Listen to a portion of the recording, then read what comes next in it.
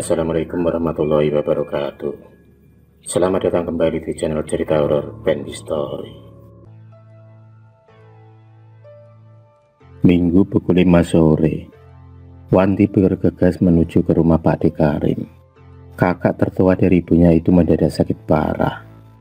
Dengan mengendari sepeda motornya, Wanti tak henti-hentinya berdoa agar Pak De Karim diberi keselamatan. Setelah 30 menit perjalanan, sampailah dia di rumah Pak D-nya, yang ternyata sudah dipenuhi sanak keluarga mereka. Dengan khidmat mereka melantunkan surat Yasin. Wajah sedih terpancar dari raut wajah mereka, terlebih pada Bude Tuti. Matanya terlihat sebam, lantaran melihat kondisi suaminya yang 2 minggu belakangan ini kurang membaik. Wanti dan Bude Tuti saling berpelukan. Bude Tanti intinya meminta tolong pada Wanti untuk memberi kemudahan untuk Pak De Karim dalam menghadapi sakaratul maut. Wanti adalah gadis yang mempunyai kelebihan. Entah kenapa, dari sekian garis keturunannya, hanya dialah yang mewarisi ilmu dari eyang buyutnya. Dan untuk mendalami ilmu tersebut, Wanti harus menjalani serangkaian ritual-ritual yang menurut orang awam sangat sulit untuk dilakukan. Air mata Wanti tak tertahankan lagi saat melihat kondisi Pak De Karim yang benar-benar memprihatinkan. Matanya mendelik ke atas, lidahnya menjulur serta tubuhnya yang terus menggeliat seperti kepanasan. Wanti gadis 19 tahun itu lalu melantunkan ayat kursi di atas baskom berisikan air mawar. Setelah selesai, air mawar tersebut dibasuhkan ke seluruh tubuh Pak De Karim. Seketika tubuh Pak De meliuk-liuk seperti ular yang panasan. Wanti membisikkan pertanyaan tersebut di telinga Pak De Karim. Tapi Pak De Karim hanya melotot seakan ada makhluk yang tak terima. Sekali lagi, Wanti pun membisikkan kalimat tersebut untuk yang kedua kalinya. Lagi-lagi tak ada jawaban yang mengarah pada pertanyaan Wanti. Dia merasa aneh, karena tak biasanya Wanti mengulang-ulang pertanyaan pada pasien-pasiennya, yang memang kebanyakan mengalami kesulitan dalam sakaratul mautnya. Pasien-pasien seperti ini biasanya memiliki gawan atau ilmu hitam sewaktu hidup. Dan untuk pertanyaan yang ketiga kalinya, Pak De Karim pun tak memberikan jawaban. Yang pasti hingga akhirnya Wanti mengambil langkah dengan cara mengeluarkan makhluk tersebut secara paksa. Mulut Wanti tak henti-hentinya melantunkan ayat kursi. Gadis berkerudung itu membuka baju Pak De Karim, dan alangkah terkejutnya orang-orang ketika melihat sebuah cahaya keluar dari tubuh Pak De Karim. Wanti dengan sikap menangkap cahaya tersebut, lalu memasukkannya ke dalam botol berbungkus kain hitam. Setelah itu tangannya pun mengarah pada kaki Pak De Karim. Di ujung telapak kaki, dia seperti menarik-narik sebuah benda yang begitu sulit dikeluarkan. Sekuat tenaga Wanti tetap berusaha, sedangkan di luar kamar begitu merdu suara-suara lantunan ayat-ayat suci Al-Quran dari sanak keluarga.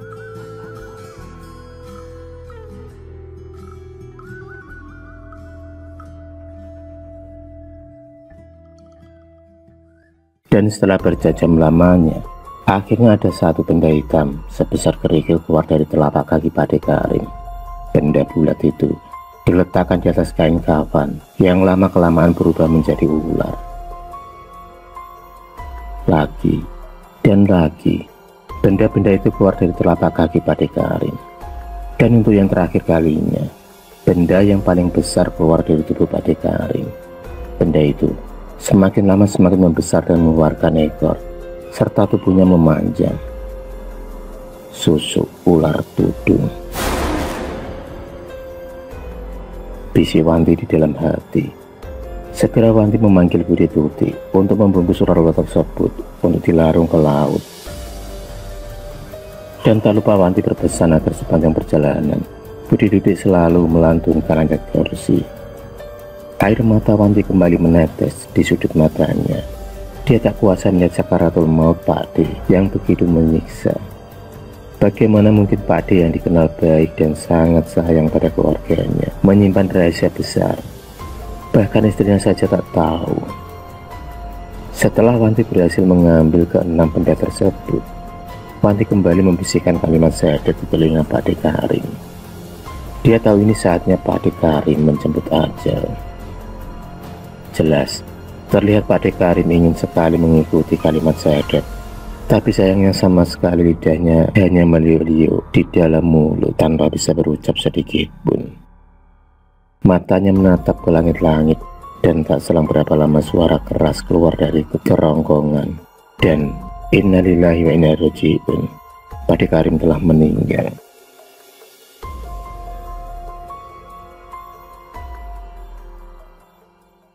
Selama 7 hari 7 malam diadakan acara tahlilan di rumah Pak De Karim. Tapi Wanti merasakan ada banyaknya kejanggalan menurut mata batinnya. Banyak ular yang mengelilingi rumah Pak De Karim. Terlebih saat Wanti tak sengaja melihat almarhum berdiri di tepi rumah. Sosok yang menyerupai Pak De Karim terlilit ular yang begitu banyak di tubuhnya. Meski tanpa sepatah kata pun, tapi Wanti tahu kalau Pak De meminta bantuan padanya. Tapi bantuan apakah itu yang menjadi teka-teki dalam hidupnya untuk saat ini? Hingga suatu malam Wanti bermimpi seorang nenek tua. Meski Wanti tak pernah bertemu, tapi dia merasa begitu dekat serta memiliki ikatan batin yang begitu kuat. Di dalam mimpi nenek tersebut seolah memberi petunjuk asal muasal susu ular tedung yang dimiliki oleh Pak De Karim. Eyang Buyut Sarkem, sosok yang selama ini menjadi pendampingnya, sekaligus keturunan pertama dalam keluarga Wanti. Beliaulah yang sering muncul di mimpi-mimpi Wanti dan memberikan petunjuk dalam masalah di kehidupannya. Tapi anehnya setiap Wanti meminta penjelasan dari Bu Tuti tentang masa lalu Pak De Karim, tapi Bu Tuti tak mau menceritakannya. Hari demi hari, tak terasa 40 hari sudah Pak De meninggal. Seperti biasanya di rumah almarhum juga diadakan acara pengajian dan tahlilan. Semua tetangga datang ke acara tersebut, dan banyak dari mereka memberi kesaksian bahwa sering melihat penampakan Pak De Karim duduk di teras rumah. Bahkan ada juga yang mengatakan kalau Pak De Karim berubah menjadi makhluk menyeramkan berkepala manusia dan berkaki ular. Kesaksian-kesaksian dari mereka banyak yang tak percaya. Apalagi sewaktu masih hidup, Pak De Karim dikenal baik dan dermawan. Setelah 40 hari meninggalnya Pak De Karim, Wanti semakin dibuat penasaran karena dia sering mendengar desisan suara ular di luar rumah. Apalagi Bu Tuti yang juga merasa ketakutan karena sering didatangi almarhum suaminya. Apalagi kalau almarhum Pak De Karim memiliki ilmu pengasihan. Hingga suatu malam Bu Tuti menceritakan kejadian 50 tahun silam, kejadian yang tak pernah dilupakan.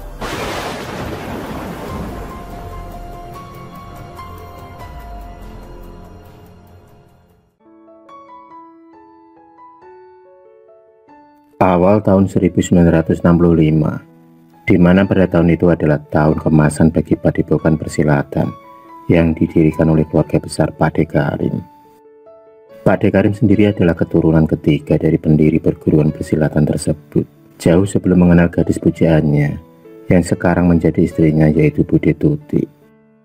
Pak De Karim adalah sosok pemuda yang pemberani, tegas, dan sangat disegani. Ilmunya dalam bidang persilatan sudah tak diragukan lagi. Dalam kesehariannya Pak De Karim mempunyai seorang sahabat yang tak kalah berwibawa. Dialah Kanto. Hanya saja Kanto lebih cenderung suka main perempuan. Dia selalu menggauli wanita-wanita saat selesai berlatih silat. Meski begitu, Pak De Karim selalu merasa cocok dengan Kanto. Sahabatnya itu mampu mengerti apa isi hatinya.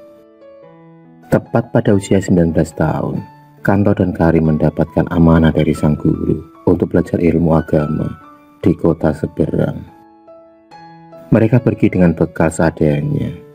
Sifat humoris yang dimiliki Kanto membuat perjalanan seakan tak terasa berat.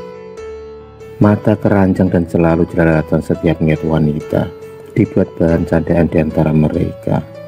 Sungguh, kenangan yang tak bisa dilupakan. Meski begitu, sebenarnya ada rasa iri di hati Kanto terhadap Pak De Karim. Entah kenapa, Pak De Karim lebih dinomorsatukan. Tak hanya di perguruan, dalam perjalanan pun banyak wanita yang jatuh cinta pada pesona Pak De Karim yang dinilai lebih ganteng dari Kanto. Tak terasa perjalanan hampir sampai di tempat tujuan.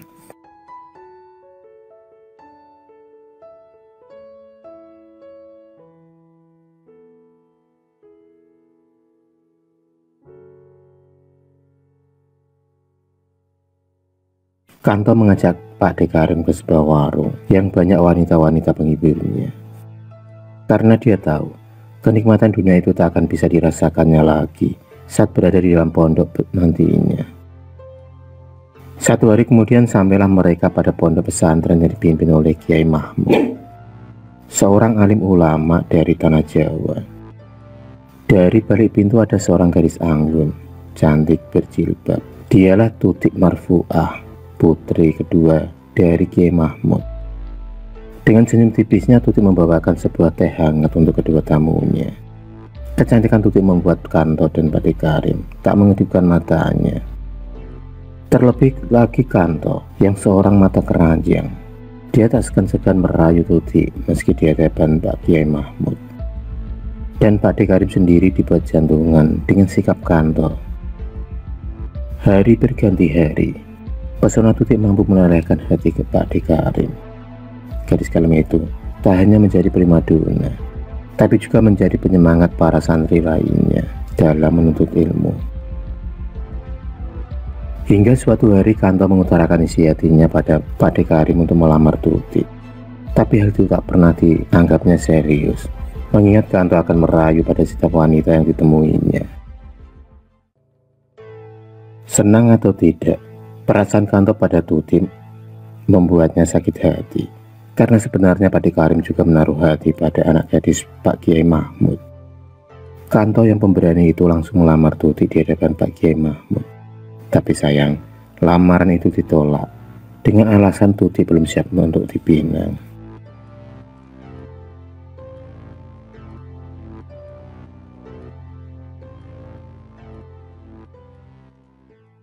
Kanto sendiri mengerti akan hal itu dan akan menunggu sampai Tutik siap untuk dilamar.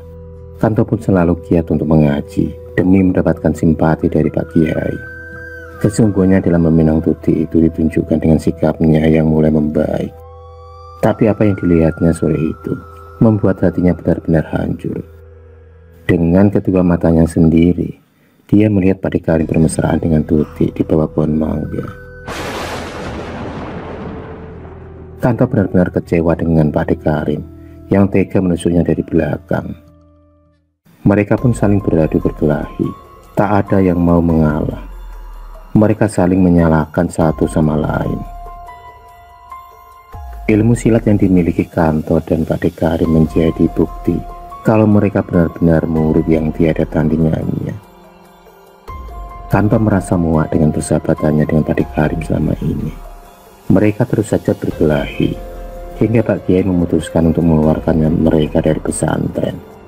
Mereka dianggap sebagai perusuh karena sering berkelahi yang dapat merusak ketenteraman pesantren. Kanto sendiri sulit untuk dikalahkan. Hingga suatu malam, entah dari mana datangnya, Pak De Karim mendapatkan wangsit untuk berziarah ke makam Eyang Buyut Sarkem. Semasa hidup Eyang Buyut Sarkem dikenal sebagai seorang dukun tersohor. Sesampainya di makam Buyut Sarkem, Pak Dik kemudian bersemedi selama 7 hari 7 malam tanpa memakai benang sedikit pun di tubuhnya. Dan tepat pada bulan purnama, ada cahaya yang keluar dari makam Buyut Sarkem.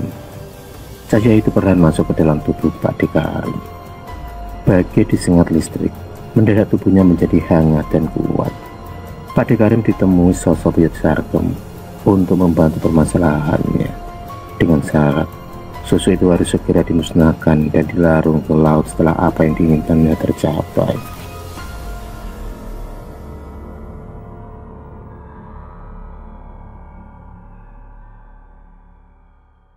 Setelah tubuh Pak De Karim tertanam susu yang dikenal dengan nama susu ular tudung, Dia pun lebih percaya diri dalam menghadapi Kanto, sahabat yang sekarang menjadi musuh bebuyutannya itu. Susu tersebut tak hanya membuat wibawa, tapi juga menambah kekuatan bagi pemiliknya. Suatu hari Pakde Karim pun menantang Kanto untuk beradu kekuatan, di mana hasil dari perkelahian tersebut adalah penentu siapa pemilik Tutik nantinya. Pertarungan hebat tak terkendalikan lagi. Darah bercucuran dari tubuh mereka berdua. Tubuh Mimir tak lagi diperdulikan. Kalau saja dulu mereka selalu bersama dalam suka dan duka, tapi kini semua seakan sirna dan dibutakan oleh cinta.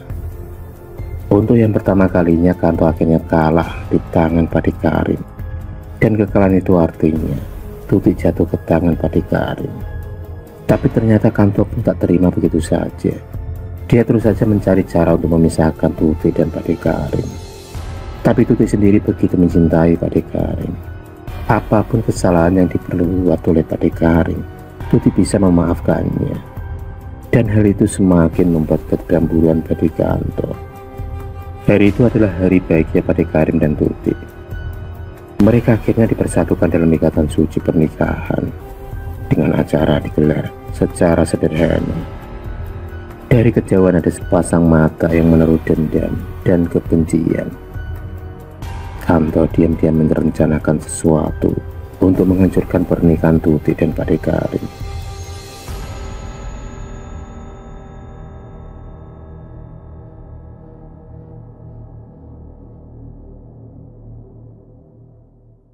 Kanto pun mendatangkan seorang wanita hamil dan menfitnah kalau itu adalah istri dari Pakde Karim.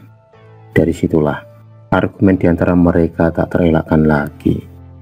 Baku hantam tak mampu dihindarkan lagi, dan hingga akhirnya Kanto mendapatkan pukulan keras dan terjatuh ke dalam jurang.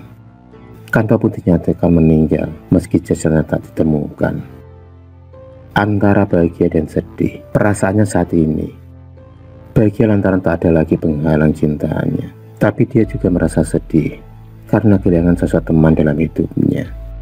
Akhirnya Pakde Karim dan Tutik itu bahagia, tapi ternyata Pakde Karim telah lupa untuk menghilangkan susu ular tedung yang dimilikinya.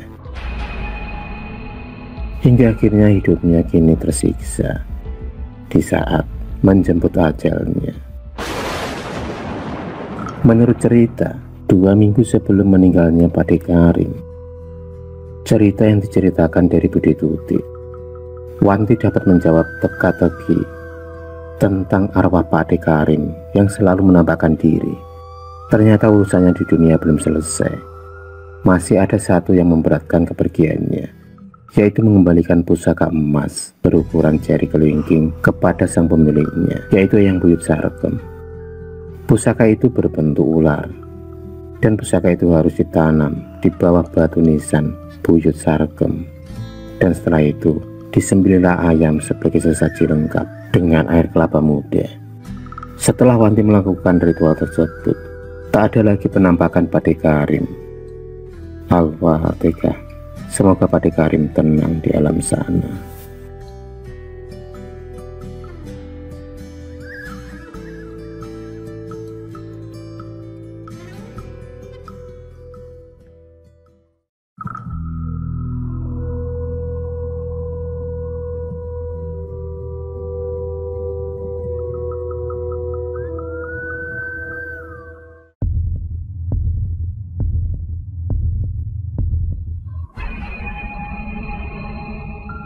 Terima kasih sudah menonton video cerita bergambar ini.